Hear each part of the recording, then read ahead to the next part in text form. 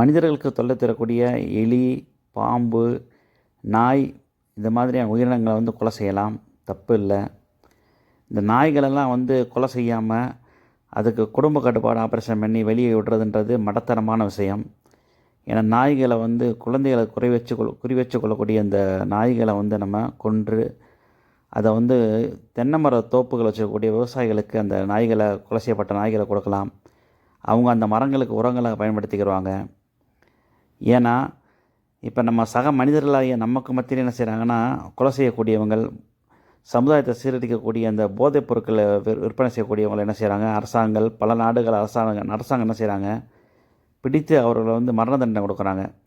அதுபோல தான் நம்மளுக்கு தொல்லை தரக்கூடிய எந்த உயிரினத்தையும் கொலை செய்யலாம், தீங்கு விளையக்கூடிய உயிரினங்களை கொலை செய்யலாம், தப்பே கிடையாது. இப்போ பாருங்கள், நம்ம இந்த எலியை பிடித்தோம், அதை கொண்டுட்டு தண்ணியில் மூழ்கடிச்சு கொண்டுட்டு அதை வேறொரு உயிரினத்துக்கு வந்து உணவாக கொடுக்குறோம். இது பாருங்கள், அந்த கருப்பு பூனை பக்கத்தில் இருந்துச்சு, அதுக்கு நான் தூக்கி போட்டேன், அது வந்து எடுத்து கொண்டு போய் சாப்பிட்டுக்கிட்டு இருக்கு. இதுக்கு பேர் தான் உணவு சங்கிலின்றது, இதுக்கு பேர் தான் ஜீவகாருண்யம்ன்றது. என்னுடைய இந்த கருத்து மேலே வந்து சிலருக்கு வந்து முரண்பாடு இருக்கலாம், சில பேர் எனக்கு இந்த கருத்துக்கு உடன்படலாம். அனைவரும் கருத்துக்களை சொல்லுங்கள்.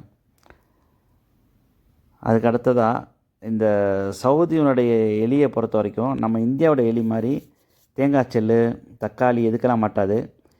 இந்த நாட்டுடைய தேசிய உணவான இந்த குபுஸ்க்கு தான் மாட்டோம். இந்த குபுஸை பார்த்து சின்ன சின்ன துண்டுகளை நான் கட் பண்ணி வச்சு அந்த எலி கூண்டுகளை வச்சு தான் பிடிச்சேன். இந்த குபுஸ்க்கு வந்து ஈஸியாக மாட்டிடும்.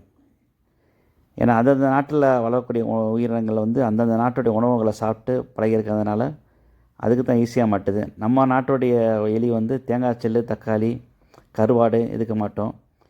இங்கே உள்ள எலிகள் இந்த மாதிரியான இது வந்து சவுதியில் கிடைக்கக்கூடிய கூண்டு.